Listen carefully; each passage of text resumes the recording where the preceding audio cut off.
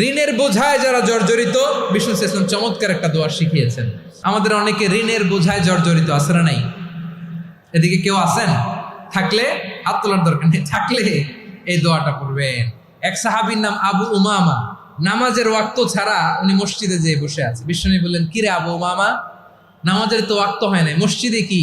সাহাবী বলে, হুমুমুন লাজিমাতনি ওয়া দুয়ুন, নবী গো, ঋণের বোঝায় এমন টেনশনে আছি, ঘরে থাকতে পারলাম না, মসজিদে চলে আসছে। বিষ্ণু বললেন, আমি কি তোমার এমন একটা দোয়া শিখাবো যেটা বললে আল্লাহ তাআলা তোমার ঋণের বোঝা হালকা করে দিবে?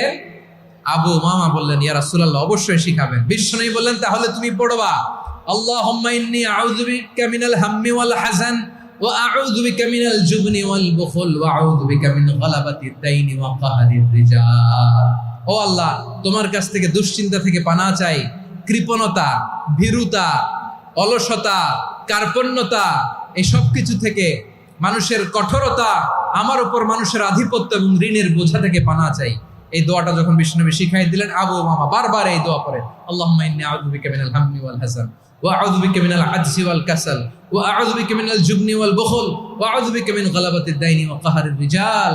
আবু উমামা বলে, এই দোয়া আমি পড়তে লাগলাম আর পড়তে লাগলাম।